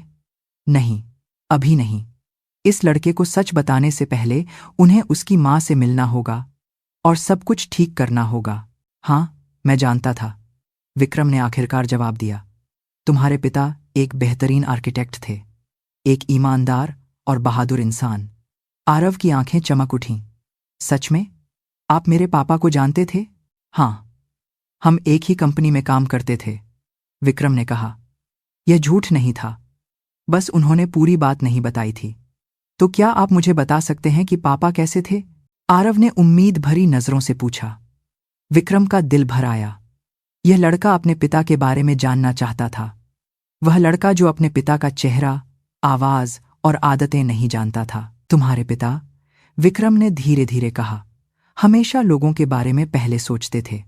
डिजाइन बनाते समय या साइट पर जाते समय वह हमेशा उन लोगों के बारे में सोचते थे जो उस इमारत का इस्तेमाल करेंगे। वह मानते थे कि सुरक्षा सबसे पहली प्राथमिकता है। आरव सिर हिलाकर सुन रहा था, और वह बहुत जिम्मेदार इंसान थे। अगर उन्हें कुछ गलत दिखता तो वह उसे नजरअंदाज नहीं कर सकते थे। इस वजह से कभी कभी मुश्किलें भी होती थीं, लेकिन उन्होंने सही काम करना कभी नहीं छोड़ा। विक्रम की आवाज कांपने लगी। वह सच में एक गर्व करने लायक इंसान थे। आरव की आंखें नम हो गईं। धन्यवाद। मां के अलावा किसी और से पापा के बारे में सुनना यह पहली बार है। विक्रम और कुछ नहीं कह सके। उनका गला भर आया था। उन्होंने खिड़की से बाहर देखा। आरव, विक्रम ने लड़के का नाम पुकारा। तुम्हारे पिता को तुम पर बहुत गर्व होता कि उनका बेटा उनके सपनों को आगे बढ़ा रहा है। क्या आप सच में ऐसा सोचते हैं? मुझे पूरा यकीन है। विक्रम मुड़े और आरव को देखा। आदित्य की आंखें उस लड़के में जिंदा थीं। यह पुरस्कार तुम्हारा हक है। तुम्हारी उम्र कम है या तुमने अपने पिता का डिजाइन पूरा किया है, यह मायने नहीं रखता। मायने यह रखता है कि तुमने उस डिजाइन का मतलब समझा और उसे सही तरीके से पूरा किया। आरव ने सिर झुका लिया। वह अपने आंसू रोकने की कोशिश कर रहा था। पुरस्कार की राशि 1 हफ्ते में मिल जाएगी, विक्रम ने कहा। और फिर विक्रम कुछ देर झिझके, लेकिन उन्होंने अपनी बात पूरी की। अगर तुम आगे वास्तुकला की पढ़ाई करना चाहते हो तो कभी भी बताना। राठौड़ कंस्ट्रक्शंस तुम्हारी मदद करेगी। आरव ने हैरानी से सिर उठाया। सच में? तुम्हारे अंदर काबिलियत है और तुम्हारे इरादे नेक हैं। इतना ही काफी है। विक्रम ने अपना विजिटिंग कार्ड निकालकर आरव को दिया। सोचकर बताना। आरव ने कांपते हाथों से कार्ड लिया। उस पर विक्रम सिंह राठौड़ का सीधा नंबर लिखा था। विक्रम दरवाजे की ओर बढ़े। उन्होंने हैंडल पकड़ा, लेकिन दरवाजा नहीं खोला। उन्होंने पीछे देखे बिना कहा, अपनी मां को मेरा नमस्ते कहना। और फिर विक्रम कुछ देर रुके। अपने पिता की विरासत को आगे बढ़ाने के लिए धन्यवाद, और वह दरवाजा खोलकर बाहर चले गए। आरव वहीं खड़ा होकर विजिटिंग कार्ड को देखता रहा। विक्रम गलियारे में चलते हुए अपनी मुट्ठी भींच रहे थे। अब क्या करें? उस लड़के और उसकी मां के पास कैसे जाएं? 15 सालों से अनजान पोता, 15 सालों से नजरअंदाज की गई जिम्मेदारी। अब इसे कैसे ठीक करें? विक्रम अपने ऑफिस में वापस आए। दरवाजा बंद करके मेज पर बैठ गए। दराज से आदित्य का फोन निकाला। उस आखिरी मैसेज को फिर से पढ़ा। पिताजी, क्या आप आज शाम 7 बजे थोड़ा समय निकाल सकते हैं? मुझे आपसे कुछ बहुत जरूरी बात करनी है। आदित्य क्या कहना चाहता था? बच्चे के आने की खबर, या सेंट्रल टावर प्रोजेक्ट की समस्या, या दोनों? विक्रम ने फोन नीचे रखा और खिड़की से बाहर देखा। सूरज ढल रहा था। शहर में अंधेरा छाने लगा था। उन्होंने अपने सेक्रेटरी को फोन किया। मीरा नाम की महिला का पता लगाओ, मैं कल उनसे मिलना चाहता हूं। ठीक है चेयरमैन साहब। फोन रखने के बाद विक्रम काफी देर तक बैठे रहे। कल जब वह उससे मिलेंगे तो क्या कहेंगे? क्या वह माफी से शुरुआत करेंगे या फिर सच बताएंगे? विक्रम ने मेज की दराज खोली। भूरे रंग का लिफाफा था। उन्होंने उसे निकालकर आदित्य का आखिरी नोट खोला। इस तरह निर्माण करना खतरनाक है। दोबारा जांच की जरूरत है। आदित्य जानता था और वह इसे रोकना चाहता था, लेकिन उन्होंने बेटे की बात नहीं सुनी। नतीजतन 3 लोग मारे गए और आदित्य भी मारा गया। विक्रम ने नोट को अपने सीने से लगा लिया। आदित्य, वह फुसफुसाए, मुझे माफ कर दो। सच में माफ कर दो। अब जो तुम बचाना चाहते थे उसे मैं बचाऊंगा। तुम्हारे बेटे को, तुम्हारे सपनों को और उन मूल्यों को जिन पर तुम विश्वास करते थे। रात गहरी होती जा रही थी। राठौड़ कंस्ट्रक्शंस के मुख्यालय में चेयरमैन के ऑफिस की बत्ती अंधेरे में अकेले चमक रही थी। उसके अंदर एक आदमी 15 साल बाद मिले अपने पोते के बारे में सोचते हुए आगे क्या करना है इस पर विचार कर रहा था। वाइस चेयरमैन संजय मेहरा अपने ऑफिस में खिड़की से बाहर देख रहा था। 50वीं मंजिल से शहर छोटा दिखता था। लोग चींटियों जैसे लग रहे थे। उसे यह ऊंचाई पसंद थी, यह पद जहां से वह सब कुछ नीचे देख सकता था। लेकिन आज कुछ अलग था। मन में एक बेचैनी थी। यह बेचैनी प्रतियोगिता का नतीजा सुनने के बाद से थी। आरव, आदित्य सिंह राठौड़ का बेटा। यह नाम सुनते ही संजय की रीढ़ में एक ठंडी लहर दौड़ गई। उसे 15 साल पहले की घटना याद आ गई। सेंट्रल टावर प्रोजेक्ट, घटिया सामग्री जो उसने सस्ते में खरीदी थी, और आदित्य जिसने यह सब पकड़ लिया था। संजय ने अपनी मेज की दराज खोली। सबसे अंदर एक छोटी सी यूएसबी रखी थी। उसने उसे निकालकर काफी देर तक देखा। इसके अंदर 15 साल पुराना सच कैद था। उस समय संजय सेंट्रल टावर प्रोजेक्ट के लिए सामग्री की खरीद का काम देख रहा था। उसने एक सप्लायर से रिश्वत लेकर सस्ती और घटिया सामग्री खरीदी थी। कागजों पर तो वह अच्छी क्वालिटी की सामग्री थी, लेकिन असल में वह मानकों पर खरी नहीं उतरती थी। आदित्य को यह पता चल गया। साइट का मुआयना करते हुए उसे कुछ गड़बड़ लगी। सरियों की मोटाई डिजाइन के हिसाब से नहीं थी और कंक्रीट की मजबूती भी संदिग्ध थी। आदित्य संजय के पास आया था जब दोनों अकेले थे। मेहरा साहब, यह सामग्री मानकों के अनुरूप नहीं है, इसे बदलना होगा। आदित्य की आवाज में दृढ़ता थी। संजय ने हंसकर टाल दिया। आदित्य, यह सारी सामग्री जांच में पास हो चुकी है। तुम ज्यादा सोच रहे हो। मैंने जांच रिपोर्ट दोबारा देखी है। आंकड़ों में हेरफेर किया गया है। आदित्य ने कुछ कागजात आगे बढ़ाए। संजय का चेहरा सख्त हो गया। सोच समझकर बोलो, यह एक गंभीर आरोप है। मैंने किसकारी कागजात आरोप है। सच कह रहा हूं, इस सामग्री से निर्माण करना खतरनाक है। आदित्य पीछे नहीं हटा। संजय को तब समझ आया, यह आदमी मानने वालों में से नहीं है। आदित्य, तुम अभी जवान हो, तुम नहीं जानते।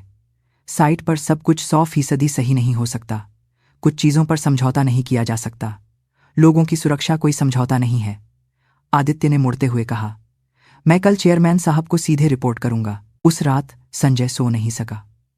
अगर आदित्य ने सच में चेयरमैन को बता दिया तो उसका सारा भ्रष्टाचार सामने आ जाएगा। उसने अब तक करोड़ों रुपए कमाए थे।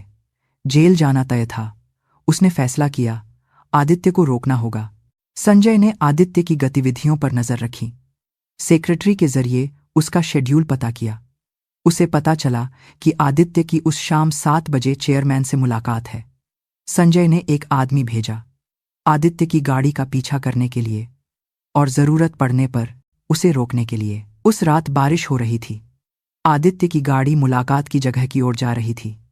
संजय का भेजा हुआ आदमी पीछे लगा हुआ था। एक संकरे पहाड़ी रास्ते पर उसने आदित्य की गाड़ी को टक्कर मार दी। आदित्य की गाड़ी डिवाइडर से टकराकर रुक गई। यह एक जानलेवा हादसा था। संजय ने यह खबर सुनकर राहत की सांस ली। साथ ही उसे डर भी लगा। उसने यह क्या कर दिया, लेकिन अब कुछ नहीं हो सकता था। और फिर सेंट्रल टावर गिर गया। 3 लोग मारे गए। संजय उस दुर्घटना स्थल पर खड़ा होकर अपने किए गए काम का बोझ महसूस कर रहा था, लेकिन उसने सब कुछ छिपा लिया, सब कुछ दफन कर दिया। उसने दुर्घटना की रिपोर्ट में हेरफेर किया, सामग्री की जांच रिपोर्ट बदल दी, पैसों से लोगों का मुंह बंद कर दिया। और 15 साल बीत गए। संजय वाइस चेयरमैन बन गया। किसी को वह घटना याद नहीं थी। उसे लगा कि सब कुछ भुला दिया गया है। लेकिन अब आदित्य का बेटा सामने आ गया था। मेहरा साहब, चेयरमैन साहब ने छात्र आरव को स्कॉलरशिप देने का फैसला किया है। संजय का चेहरा सख्त हो गया। क्या? इतना ही नहीं, वह कल छात्र आरव की मां मीरा से भी मिल रहे हैं। संजय अपनी जगह से उछल पड़ा। उसका दिल जोर जोर से धड़कने लगा। अगर चेयरमैन उस औरत से मिले तो 15 साल पुरानी बातें सामने आ सकती हैं। यह पक्की खबर है? जी, चेयरमैन साहब ने खुद निर्देश दिए हैं। सेक्रेटरी के जाने के बाद संजय ने फिर से खिड़की से बाहर देखा। यह एक संकट था। अगर चेयरमैन आरव के करीब आए तो वह अतीत को खंगालना शुरू कर सकते हैं। आदित्य की मौत, सेंट्रल टावर हादसा, वह सब कुछ दोबारा जांच करवाएंगे। इसे ऐसे ही नहीं छोड़ा जा सकता था।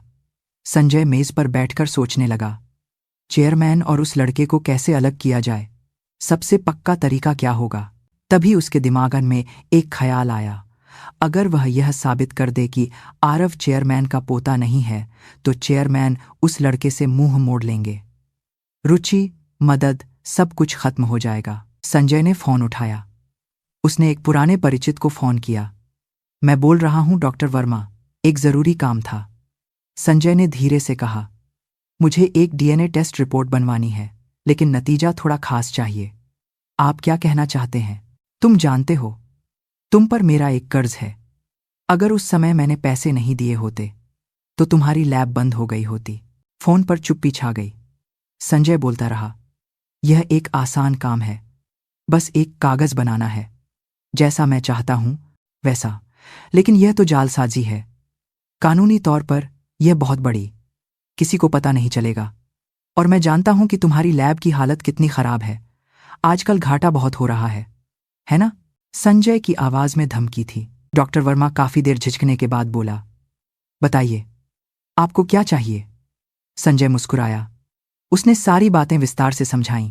3 दिन बाद संजय खुद लैब पहुंचा। डॉक्टर वर्मा ने एक लिफाफा दिया। उसके हाथ कांप रहे थे। यह लीजिए। संजय ने लिफाफा खोलकर देखा। यह बिल्कुल सही था। सरकारी फॉर्मेट, मुहर और दस्तखत सब कुछ था। जांच के विषय, विक्रम सिंह राठौड़ और आरव। जांच का प्रकार, पैतृक डीएनए जांच। और नतीजे वाले कॉलम में साफ साफ लिखा था, पैतृक वंश मिलान की संभावना 0.001% से कम। बहुत अच्छे, संजय ने कहा। डॉक्टर वर्मा ने घबराकर पूछा, अगर इस मामले में कोई समस्या नहीं होगी, कोई भी दोबारा असली जांच नहीं करवाएगा। चेयरमैन साहब यह नतीजा देखेंगे और बात वहीं खत्म हो जाएगी। संजय लिफाफा लेकर लैब से बाहर आ गया। गाड़ी में बैठकर उसने लिफाफे को फिर से खोला। इससे सब कुछ खत्म हो जाएगा। वह कंपनी वापस आया और कुछ दिन इंतजार किया। वह सोच रहा था कि यह कार्ड चेयरमैन और मीरा की मुलाकात से पहले इस्तेमाल करे या बाद में। आखिरकार उसने फैसला किया, वह अभी तुरंत चेयरमैन को यह दिखाएगा। संजय चेयरमैन के ऑफिस की ओर बढ़ा। उसने सेक्रेटरी से कहा कि एक जरूरी रिपोर्ट देनी है। विक्रम ने उसे अंदर आने दिया। क्या बात है? विक्रम ने पूछा। संजय ने गंभीर चेहरा बनाकर लिफाफा मेज पर रख दिया। चेयरमैन साहब, पहले आप यह देखिए। विक्रम ने हैरानी से लिफाफा खोला। उन्होंने कागज निकालकर पढ़ना शुरू किया। उनका चेहरा धीरे धीरे पीला पड़ने लगा। यह क्या? यह पैतृक डीएनए जांच का नतीजा है। पिता पुत्र ही नहीं, दादा पोते की भी जांच हो सकती है, संजय ने कहा। उसकी आवाज में बनावटी हमदर्दी थी। मैंने सुना था कि आप छात्र आरव में खास रुचि ले रहे हैं। मुझे लगा कि कहीं आप उसे आदित्य का बेटा तो नहीं समझ रहे, इसलिए मैंने सावधानी से यह जांच करवाई। विक्रम के हाथ कांप रहे थे। उन्होंने रिपोर्ट दोबारा पढ़ी। चेयरमैन साहब और छात्र आरव का जैविक रूप से कोई दादा पोते का रिश्ता नहीं है, संजय ने धीरे से कहा। यानी या तो वह छात्र आदित्य का बेटा नहीं है या फिर आदित्य आपका बेटा नहीं था। दूसरा तो हो नहीं सकता, इसलिए नतीजा साफ है। विक्रम ने रिपोर्ट को देखा। अक्षर धुंधले पड़ रहे थे। उनके हाथ में पकड़ा कागज कांप रहा था। कुछ दिन पहले महसूस हुई उम्मीद, पोते को पाने की खुशी, सब कुछ ढह गया। यह विक्रम की आवाज भर्रा गई। संजय ने दुखी चेहरा बनाया, जबकि अंदर ही अंदर वह राहत महसूस कर रहा था। मुझे अफसोस है चेयरमैन साहब, लेकिन मुझे लगा कि आपको सच पता होना चाहिए। मैंने सुना है कि आप कल मीरा जी से मिल रहे हैं। उससे पहले आपको यह बताना सही लगा। संजय कुछ देर रुका, फिर बोला, लगता है मीरा जी किसी वजह से झूठ बोल रही हैं। हो सकता है उनका मकसद पैसों का हो। चेयरमैन साहब, कंपनी के लिए आपको सावधान रहना होगा। विक्रम ने कोई जवाब नहीं दिया। वह बस कागज को पकड़े हुए थे। आपको ऐसे लोगों के झांसे में नहीं आना चाहिए। हो सकता है वह आपके बेटे का नाम इस्तेमाल करके आपके पास पहुंचना चाहती हो। संजय सिर झुकाकर चेयरमैन के ऑफिस से बाहर आ गया। दरवाजा बंद करते ही उसके चेहरे पर एक मुस्कान आ गई। वह कामयाब हो गया था।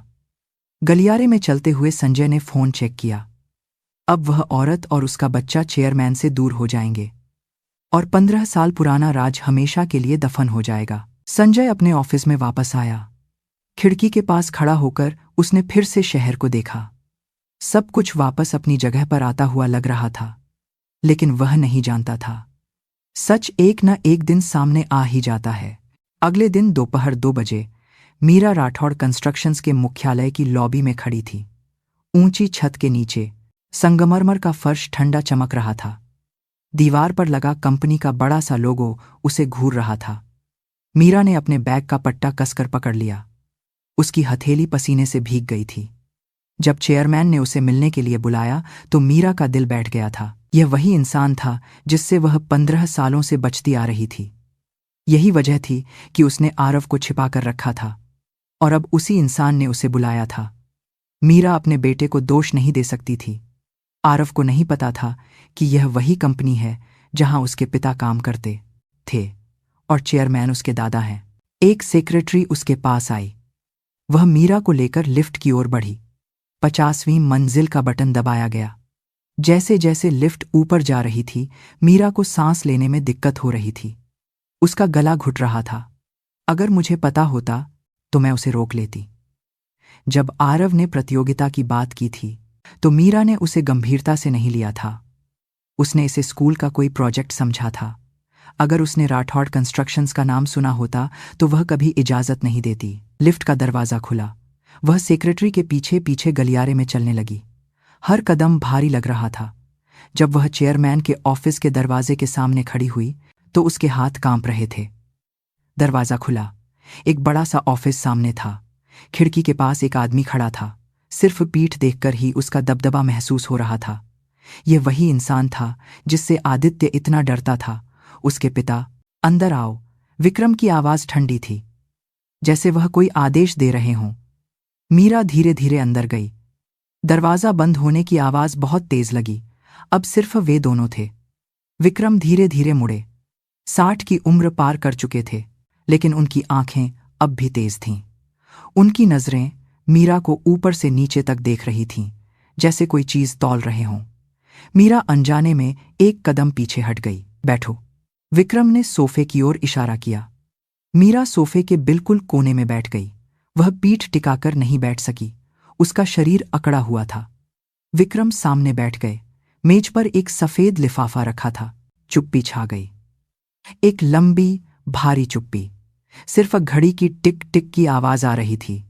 विक्रम मीरा को घूर रहे थे। मीरा नजरें चुराना चाहती थी, लेकिन वह ऐसा नहीं कर सकी। वह जानती थी, अगर वह हारी तो सब कुछ हार जाएगी। तुम छात्रा आरव की मां हो? जी, मैं ही हूं। मीरा की आवाज कांप रही थी। उसने शांत रहने की बहुत कोशिश की, लेकिन यह आसान नहीं था। आदित्य सिंह राठौड़ से तुम्हारा क्या रिश्ता था? यह नाम सुनते ही मीरा का दिल बैठ गया। उसका गला भर आया। हम एक दूसरे से प्यार करते थे और मीरा ने एक गहरी सांस ली और अपनी बात पूरी की। हम पति पत्नी थे, कानूनी तौर पर। विक्रम की आंखों में एक पल के लिए हलचल हुई, लेकिन वह तुरंत फिर से कठोर हो गए। तो आरव आदित्य का बेटा है? जी, वह आदित्य का ही बेटा है। मीरा ने सिर उठाकर सीधे विक्रम को देखा। इस बार वह पीछे नहीं हट सकती थी। विक्रम ने मेज पर रखा लिफाफा उठाया। एक भारी सा एहसास था उस हरकत में। उन्होंने उसे मीरा की ओर फेंक दिया। लिफाफा मीरा की गोद में आकर गिरा। मीरा ने कांपते हाथों से लिफाफा उठाया, अंदर से कागज निकाला। यह एक सरकारी फॉर्मेट था। ऊपर डीएनए जांच करने वाली संस्था का लोगो था। उसने पढ़ना शुरू किया। जांच के विषय, विक्रम सिंह राठौड़ और आरव। जांच का प्रकार, पैतृक संबंध की पुष्टि। और फिर उसकी नजरें नतीजे पर गईं। पैतृक संबंध की पुष्टि नहीं हुई। मीरा की आंखें उस वाक्य पर जम गईं। उसने दोबारा पढ़ा। वही लिखा था। उसके हाथ कांपने लगे। उसने कागज को कसकर पकड़ लिया। कागज मुड़ गया। मीरा का दिमाग सुन्न हो गया। कानों में एक अजीब सी आवाज गूंजने लगी। सांस रुक गई। यह क्या मतलब है? चेयरमैन और आरव का कोई रिश्ता नहीं। यह नहीं हो सकता, मीरा बुदबुदाई। आवाज भर्रा गई थी। उसने रिपोर्ट दोबारा पढ़ी। अक्षर धुंधले दिख रहे थे। उसकी आंखों में कुछ भर आया था। यह डीएनए जांच का नतीजा है, विक्रम ने ठंडी आवाज में कहा। आवाज में कोई भाव नहीं था। आरव मेरा पोता नहीं है, यानी वह आदित्य का बेटा नहीं है। नहीं, मीरा चिल्लाए। वह खुद अपनी आवाज सुनकर हैरान रह गई। वह अपनी जगह से उछल पड़ी। उसने रिपोर्ट मेज पर फेंक दी। आरव आदित्य का ही बेटा है। मैंने आदित्य के अलावा किसी और मर्द को कभी नहीं छुआ, एक बार भी नहीं। मीरा की आवाज कांप रही थी। गुस्सा और बेबसी मिली हुई थी। आंखों से आंसू बहने लगे। उन्हें पोंछने का भी होश नहीं था। विक्रम भी उठे। दोनों आमने सामने खड़े थे। बीच में मेज थी। तो इस नतीजे का क्या मतलब है? यह जांच गलत है। यह एक मान्यता प्राप्त संस्था से करवाई गई है।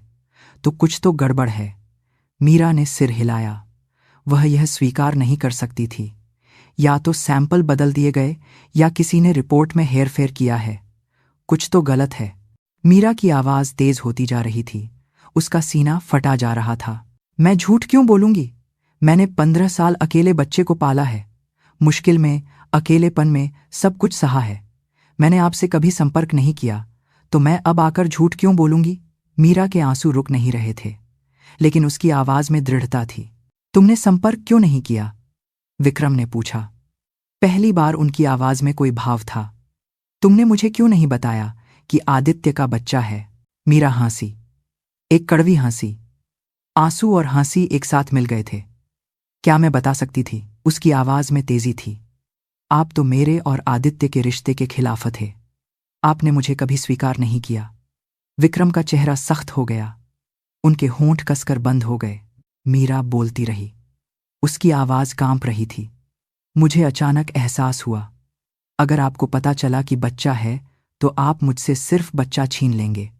मीरा ने अपने सीने पर हाथ रख लिया। मुझ जैसी औरत से जिसके पास न तो पैसा है और न ही ताकत। इसलिए मैं डर गई, बहुत डर गई। वह विक्रम कुछ कहना चाहते थे, लेकिन मीरा ने उन्हें रोक दिया। इसीलिए मैं 15 साल छिपकर जीती रही, मीरा बोलती रही। मैंने आरव को यह भी नहीं बताया कि उसका कोई दादा है। बस पापा की कहानियां सुनाई कि उसके पापा कितने अच्छे इंसान थे। मीरा ने अपने आंसू पोंछे, लेकिन वे बहते रहे। मुझे यह भी नहीं पता था कि आरव प्रतियोगिता में हिस्सा ले रहा है। पता होता तो मैं रोक लेती। राठौड़ कंस्ट्रक्शंस का नाम सुनते ही रोक लेती। क्यों? क्या आपको डर था कि मैं पकड़ लूंगा? मीरा ने जांच रिपोर्ट उठाई। हाथ कांप रहे थे। लेकिन मैंने यह उम्मीद नहीं की थी। आप मुझसे इतनी नफरत करते हैं कि अपने बेटे की निशानी को भी नकार देंगे। मीरा ने रिपोर्ट वापस मेज पर फेंक दी। ठीक है, मैं अब चलती हूं। मैं आरव को कुछ नहीं बताऊंगी, न यह कि उसका कोई दादा है और न यह कि आज क्या हुआ। मीरा ने अपना बैग उठाया, मुड़कर दरवाजे की ओर बढ़ने लगी। वह जल्द से जल्द यहां से निकलना चाहती थी। उसका दम घुट रहा था। रुको, विक्रम की आवाज आई। मीरा रुक गई, लेकिन उसने पीछे मुड़कर नहीं देखा। आदित्य की मौत वाले दिन क्या हुआ था? मीरा ने अपनी आंखें बंद कर लीं। वह दिन, वह भयानक दिन। उसने एक गहरी सांस ली। वह आपसे मिलने जा रहा था। विक्रम की सांसें रुकने की आवाज आई। आदित्य कंपनी के काम को लेकर परेशान था, मीरा धीरे धीरे बोली। वह अभी भी पीछे नहीं मुड़ी थी।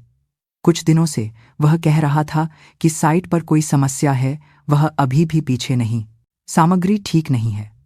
मीरा की आवाज कांप रही थी। उस दिन की यादें ताज़ा थीं, इसलिए उसने कहा था कि वह सीधे आपको रिपोर्ट करेगा। उस शाम 7 बजे की मुलाकात थी। पीछे से कुछ गिरने की आवाज आई। मीरा ने मुड़कर देखा। विक्रम सोफे पर गिर पड़े थे। उनका चेहरा पीला था। मैंने उसे रोका था, मीरा बोलती रही। मुझे कुछ अजीब लग रहा था, लेकिन आदित्य ने कहा कि उसे जाना ही होगा। लोगों की जान खतरे में पड़ सकती है, उसे यह रोकना होगा। मीरा के हाथ कांप रहे थे। उस शाम आदित्य का चेहरा याद आ गया और 2 घंटे बाद पुलिस का फोन आया। विक्रम सिर नहीं उठा पा रहे थे। उन्होंने अपना चेहरा हाथों से ढक लिया था। उनके कंधे कांप रहे थे। आदित्य की एक डायरी है, मीरा ने कहा। उसने उस प्रोजेक्ट के बारे में सब कुछ लिखा था। लिखा था कि सेंट्रल टावर की सामग्री में समस्या है। मीरा कुछ देर रुकी, फिर बोली, और उसमें संजय मेहरा, वाइस चेयरमैन का नाम भी था। विक्रम ने तेजी से सिर उठाया। उनकी आंखें बड़ी हो गईं। संजय मेहरा, उस नाम ने सब कुछ बदल दिया। वह डायरी अभी भी है? विक्रम की आवाज में बेचैनी थी। हाँ, क्या मैं उसे देख सकता हूं? मीरा काफी देर तक विक्रम को देखती रही। उनके चेहरे पर कुछ बदल रहा था। शक यकीन में बदल रहा था। क्यों? क्या आप अब यकीन कर रहे हैं या आप सबूत मिटाना चाहते हैं? मैं यकीन करना चाहता हूं, विक्रम ने कहा। आवाज भर्रा गई थी। मैं यकीन करना चाहता हूं कि यह जांच रिपोर्ट गलत है। मैं यकीन करना चाहता हूं कि आरव मेरा पोता है। मीरा की आंखों से फिर से आंसू बहने लगे, लेकिन इस बार वजह कुछ और थी। क्या आप दोबारा जांच करवाएंगे? हाँ, करवाऊंगा। एक सही संस्था से, और मैं खुद सब कुछ देखूंगा, विक्रम ने जवाब दिया। आवाज में एक गहरी इच्छा थी। और मैं आदित्य के छोड़े हुए दस्तावेज देखना चाहता हूं। मुझे जानना है कि 15 साल पहले क्या हुआ था। मीरा ने कुछ देर सोचा और फिर धीरे धीरे सिर हिलाया। ठीक है, लेकिन आपको एक वादा करना होगा। क्या? आप आरव को कोई तकलीफ नहीं पहुंचाएंगे? मीरा की आवाज में दृढ़ता आ गई। वह कुछ नहीं जानता, न यह कि उसका कोई दादा है और न यह कि यह सब क्या हो रहा है। वह बस अपने पापा को याद करते हुए बड़ा हुआ है। विक्रम ने सिर हिलाया। मैं वादा करता हूं। दोनों साथ में कंपनी से बाहर निकले। विक्रम की गाड़ी इंतजार कर रही थी। मीरा ने पता बताया। गाड़ी उस पते की ओर चल पड़ी। गाड़ी में सन्नाटा था, लेकिन अब यह चुप्पी दुश्मनी वाली नहीं थी। मीरा खिड़की से बाहर देख रही थी। विक्रम ने अपने हाथ कसकर भींच रखे थे। उनके नाखून हथेली में धंस रहे थे। गाड़ी एक छोटे से अपार्टमेंट कॉम्प्लेक्स के सामने रुकी। दोनों गाड़ी से उतरे। मीरा आगे चल रही थी। विक्रम चुपचाप पीछे पीछे लिफ्ट से 7वीं मंजिल पर उतरे। गलियारे में चलते हुए मीरा ने दरवाजा खोला। एक छोटा लेकिन साफ सुथरा घर था। खिड़कियों से धूप अंदर आ रही थी। बस 1 मिनट रुकिए। मीरा बेडरूम में चली गई। विक्रम लिविंग रूम में खड़े होकर चारों ओर देखने लगे। दीवार पर तस्वीरें लगी थीं। आरव की तस्वीरें, बचपन से लेकर अब तक की। विक्रम की नज़र एक तस्वीर पर रुक गई। यह उसके पहले जन्मदिन की तस्वीर थी। मीरा बच्चे को गोद में लेकर हंस रही थी। वह अकेली थी। उसके साथ कोई नहीं था। विक्रम का दिल दुखने लगा। वह अपने पोते के पहले जन्मदिन पर नहीं थे। वह किसी भी पल उसके साथ नहीं थे। मीरा एक डायरी लेकर बाहर आई। एक पुरानी डायरी। उसके कोने घिस चुके थे। यह आदित्य की डायरी है। मीरा ने डायरी विक्रम को दी। विक्रम ने कांपते हाथों से उसे लिया। उन्होंने कवर को सहलाया। यह उनके बेटे की छुई हुई चीज थी। उन्होंने डायरी खोली। आदित्य की लिखावट थी, साफ और सटीक। बचपन से ही वह ऐसा था, हर काम को सलीके से करने वाला। पन्ने पलटे, डिजाइन के नोट्स, हिसाब किताब और चित्र भरे हुए थे, और लाल पेन से चेतावनियां लिखी थीं। सामग्री मानकों के अनुरूप नहीं, सरियों की मोटाई कम, कंक्रीट की मजबूती की जांच के नतीजे संदिग्ध। संजय मेहरा से बात की, नजरअंदाज किया गया। इस तरह निर्माण हुआ तो ढहने का खतरा। विक्रम के हाथ कांप रहे थे। संजय मेहरा, यह नाम डायरी में कई बार था। वह पन्ने पलटते रहे। चेतावनियां और ज्यादा गंभीर होती जा रही थीं। वह आखिरी पन्ने पर पहुंचे। तारीख लिखी थी, आदित्य की मौत से 1 दिन पहले की। कल पिताजी को सीधे रिपोर्ट करूंगा। अब और देर नहीं कर सकता। लोगों की जान का सवाल है। विक्रम ने डायरी बंद कर दी, आंखें बंद कर लीं, लेकिन आंसू बहने लगे। वह उन्हें रोक नहीं सके। आदित्य जानता था और वह इसे रोकना चाहता था। वह अपने पिता को बताना चाहता था, लेकिन उन्होंने बेटे का फोन नहीं उठाया। इसलिए आदित्य मर गया। इमारत गिर गई और लोग मारे गए। चेयरमैन साहब, मीरा की आवाज आई। विक्रम ने आंखें खोलीं। सब कुछ धुंधला दिख रहा था। यह डायरी ले जाइए। सच सामने लाने में इसका इस्तेमाल कीजिए। विक्रम ने डायरी को अपने सीने से लगा लिया। यह उनके बेटे की आखिरी आवाज थी। धन्यवाद और मुझे माफ कर दो। मीरा हैरान रह गई। विक्रम ने सिर झुका लिया। वह इंसान जो 60 साल में किसी के सामने नहीं झुका था, आदित्य को न बचा पाने के लिए, तुम्हें और आरव को अकेले छोड़ने के लिए। मीरा की आंखों से आंसू बहने लगे। विक्रम भी अपने आंसू नहीं रोक सके। दोनों काफी देर तक वहीं खड़े रहे। मैं अब सब कुछ ठीक कर दूंगा, विक्रम ने कहा। आवाज में एक दृढ़ संकल्प था, जो आदित्य रोकना चाहता था, जो वह बचाना चाहता था। विक्रम ने डायरी पकड़े हुए धीरे से पूछा, जांच कल करवाएंगे, मैं खुद तुम्हें लेने आऊंगा। मीरा ने सिर हिलाया। पहली बार वह मुस्कुराई, एक छोटी लेकिन सच्ची मुस्कान। विक्रम घर से बाहर निकले, गाड़ी में बैठे, डायरी को अपनी गोद में रखा।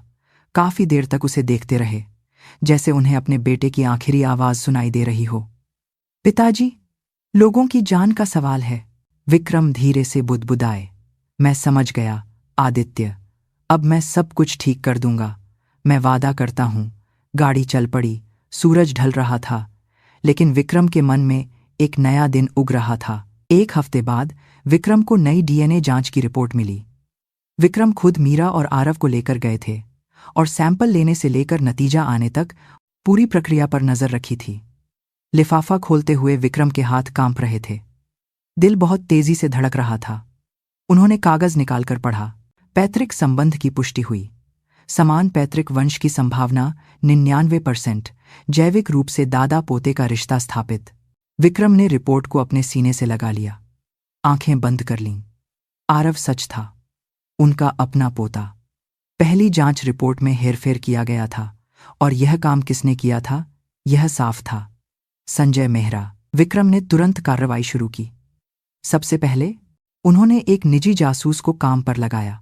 15 साल पुराने सेंट्रल टावर हादसे की दोबारा जांच करने का निर्देश दिया, आदित्य की डायरी में लिखी बातों की पुष्टि करने के लिए।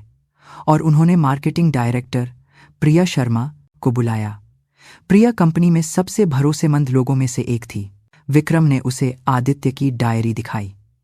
इसके आधार पर 15 साल पुराने हादसे की जांच करो। चुपचाप प्रिया ने डायरी पढ़ी। उसका चेहरा धीरे धीरे सख्त हो गया।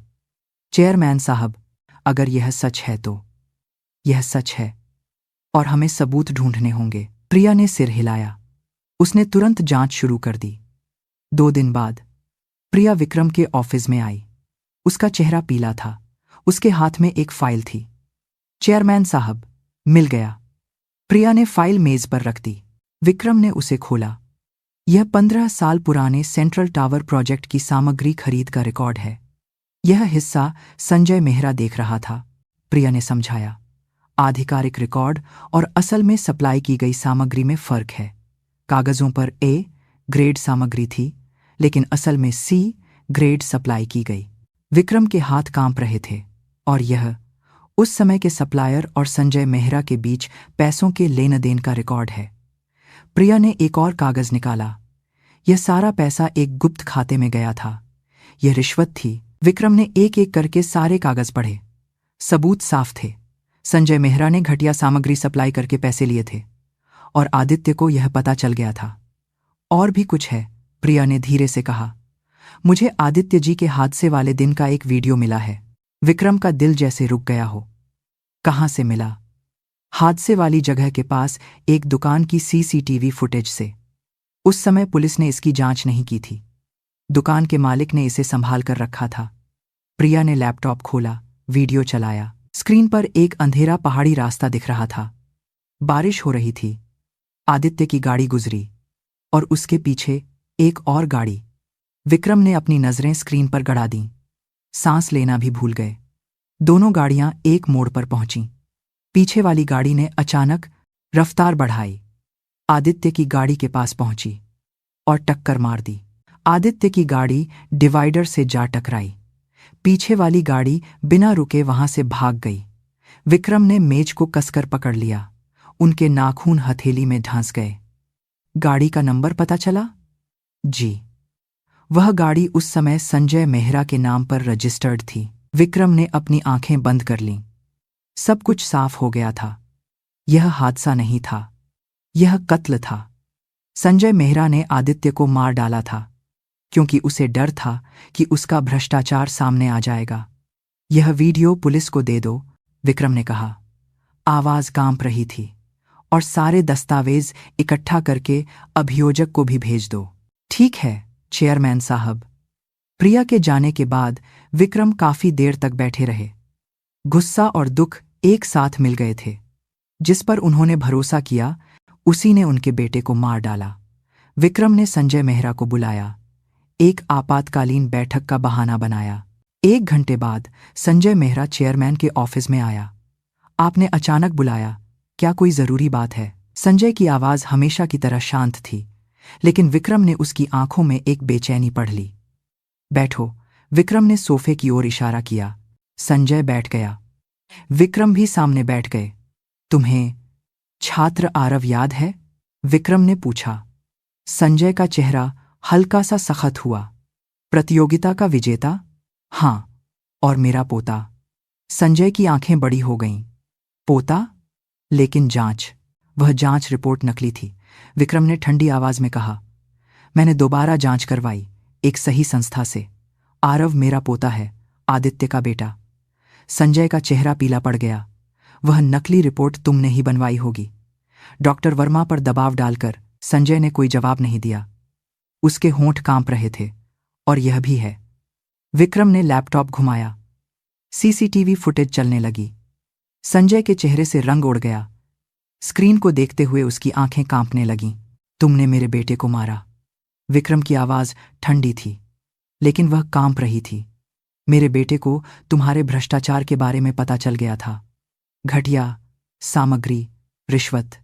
इसलिए वह मुझे बताने आ रहा था, लेकिन तुमने उसे रोक दिया, हमेशा के लिए। संजय ने सिर झुका लिया। उसके कंधे कांप रहे थे। चेयरमैन साहब, कोई सफाई मत दो। विक्रम ने हाथ उठाकर उसे रोक दिया। तुमने सिर्फ आदित्य को नहीं मारा।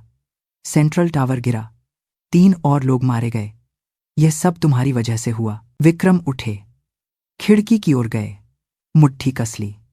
15 सालों तक तुम मेरे साथ थे, हंसते थे, काम करते थे, तरकरकी करते थे। मेरे बेटे का कातिल। विक्रम मुड़े, संजय को देखा। पुलिस जल्द ही यहां होगी। मैंने सारे सबूत उन्हें दे दिए हैं। संजय घुटनों के बल गिर पड़ा। चेयरमैन साहब, प्लीज, बहुत देर हो गई। विक्रम ने ठंडी आवाज में कहा। तुम्हारा खेल खत्म हो गया, कंपनी में भी और समाज में भी। दरवाजा खुला। पुलिस अंदर आई। संजय मेहरा, आपको हत्या और धोखाधड़ी के आरोप में गिरफ्तार किया जाता है। पुलिस ने हथकड़ी पहनाई। संजय ने कोई विरोध नहीं किया, बस सिर झुकाए हुए चला गया। दरवाजा बंद हो गया। विक्रम खिड़की के पास खड़े होकर बाहर देखने लगे। सूरज ढल रहा था। 15 साल बाद सच सामने आया था, लेकिन उन्हें खुशी नहीं थी। आदित्य वापस नहीं आएगा, खोया हुआ समय वापस नहीं आएगा। विक्रम ने फोन निकाला, मीरा को फोन किया। मैं बोल रहा हूं, अब सब खत्म हो गया। क्या हुआ? संजय मेहरा गिरफ्तार हो गया। सारा सच सामने आ गया। फोन पर मीरा के सिसकने की आवाज आई। अब आदित्य को शांति मिलेगी। विक्रम की आवाज भी कांप रही थी। और मैं कल आरव से मिलना चाहता हूं, एक दादा के तौर पर।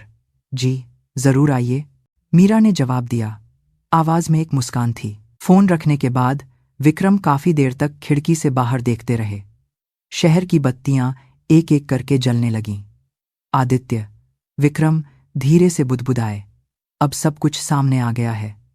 जो तुम रोकना चाहते थे, जो तुम बचाना चाहते थे, अब मैं उसे आगे बढ़ाऊंगा। शाम की हवा खिड़की से टकराई। विक्रम ने अपनी आंखें बंद कर लीं। आदित्य का चेहरा याद आया, एक हंसता हुआ चेहरा। अगली सुबह विक्रम मीरा के घर पहुंचे। दरवाजा खटखटाया। दरवाजा खुला। आरव खड़ा था। दोनों पहली बार दादा पोते के रूप में आमने सामने थे। विक्रम काफी देर तक आरव का चेहरा देखते रहे। आदित्य की पूरी परछाई था वह। आरव, विक्रम ने कहा। आवाज कांप रही थी। दादा को आने में बहुत देर हो गई। आरव हैरानी से देख रहा था। मीरा ने पास आकर आरव का कंधा पकड़ा। आरव, यह तुम्हारे दादा हैं, तुम्हारे पापा के पापा। आरव की आंखें बड़ी हो गईं। उसका मुंह खुला रह गया। दादाजी? हाँ बेटा, मैं तुम्हारा दादा हूं। विक्रम घुटनों के बल बैठ गए। आरव की आंखों के स्तर पर आ गए। मुझे माफ कर दो कि मैं इतने सालों तक अनजान रहा, लेकिन अब जब मुझे पता चला है, जब मैं तुमसे मिला हूं, मुझे बहुत खुशी हो रही है। आरव की आंखों से आंसू बहने लगे। विक्रम भी अपने आंसू नहीं रोक सके। तुम बिल्कुल अपने पिता पर गए हो, बहुत ज्यादा। विक्रम ने आरव को कसकर गले लगाते हुए सोचा, अब एक नई शुरुआत है। खोया हुआ समय वापस नहीं लाया जा सकता, लेकिन बचा हुआ समय साथ में बिताया जा सकता है। जो आदित्य बचाना चाहता था, अब वे मिलकर उसे बचाएंगे। 5 साल बाद मुंबई शहर के बीचों बीच एक नई इमारत बनकर तैयार हुई। 20 मंजिला ऑफिस बिल्डिंग। बाहर से यह शीशे और कंक्रीट से बनी थी, लेकिन यह दूसरी इमारतों से अलग थी। जगह जगह पर सुरक्षा को दर्शाते हुए डिजाइन बनाए गए थे। इमारत के सामने एक बैनर लगा था। उस पर लिखा था, आदित्य टावर का उद्घाटन समारोह। सुबह 10 बजे लोग जमा होने लगे। विक्रम सबसे पहले पहुंचे। उनके साथ मीरा और आरव खड़े थे। आरव ने सूट पहना हुआ था। लड़का अब काफी बड़ा हो गया था, कद भी बढ़ गया था और चेहरे पर भी परिपक्वता आ गई थी। दादाजी, मुझे घबराहट हो रही है, आरव ने कहा। विक्रम ने अपने पोते के कंधे पर हाथ रखा। चिंता मत करो, मैं और तुम्हारी माँ यहीं हैं और तुम्हारे पिता भी तुम्हें देख रहे होंगे। उद्घाटन समारोह शुरू हुआ। विक्रम मंच पर आए, माइक पकड़ा। यह इमारत मेरे बेटे आदित्य सिंह राठौड़ की याद में बनाई गई है। विक्रम की आवाज पूरे मैदान में गूंजी। आदित्य एक ऐसा आर्किटेक्ट था जो लोगों की रक्षा करना चाहता था। वह मानता था कि इमारत की ऊंचाई नहीं, बल्कि उसकी सुरक्षा ज्यादा जरूरी है। यह इमारत उसी की सोच को दर्शाती है। विक्रम ने आरव को देखा, और आदित्य के बेटे, मेरे पोते आरव ने भी इसके डिजाइन में हिस्सा लिया है। अपने पिता के सपनों को आगे बढ़ाते हुए तालियां बज उठीं। आरव ने सिर झुकाकर सबका अभिवादन किया। फीता कटने के बाद लोग इमारत के अंदर गए। लॉबी की दीवार पर संगमरमर की एक पट्टी लगी थी। उस पर लिखा था, इमारत का मकसद लोगों की रक्षा करना है। आदित्य सिंह राठौड़। विक्रम काफी देर तक उस पट्टी के सामने खड़े रहे। मीरा उनके पास आई। आदित्य बहुत खुश होगा, मीरा ने धीरे से कहा। विक्रम ने सिर हिलाया। उम्मीद है। आरव उन दोनों के पास आया। दादाजी, छत पर चलेंगे? वहां से नजारा बहुत अच्छा है। तीनों लिफ्ट से छत पर गए। दरवाजा खुलते ही मुंबई का शानदार नजारा सामने था। सूरज की रोशनी इमारतों पर चमक रही थी। विक्रम रेलिंग के सहारे खड़े होकर शहर को देखने लगे। दूर राठौड़ कंस्ट्रक्शंस का मुख्यालय दिख रहा था और उसके आसपास अनगिनत इमारतें खड़ी थीं। आदित्य, विक्रम बुदबुदाए। जो सपना मैं पूरा नहीं कर सका, उसे मेरे पोते ने पूरा कर दिया। नहीं, वह पूरा कर रहा है। हवा चली, विक्रम के बालों को छूकर गुजर गई। उन्होंने अपनी आंखें बंद कर लीं। आदित्य का चेहरा याद आया, एक हंसता हुआ चेहरा। दादाजी, आरव ने पुकारा। विक्रम ने आंखें खोलीं। मैं कॉलेज में वास्तुकला की पढ़ाई करूंगा। मैं पापा की तरह एक आर्किटेक्ट बनना चाहता हूं। विक्रम ने अपने पोते को गले लगा लिया। हाँ बेटा, एक अच्छा आर्किटेक्ट बनना, अपने पिता की तरह। मीरा उन दोनों को देखकर मुस्कुराई। सुबह की धूप उन तीनों पर पड़ रही थी। यह एक नई शुरुआत थी, अंधेरे से सुबह तक। आदित्य की छोड़ी हुई रोशनी अब आरव के जरिए हमेशा जलती रहेगी।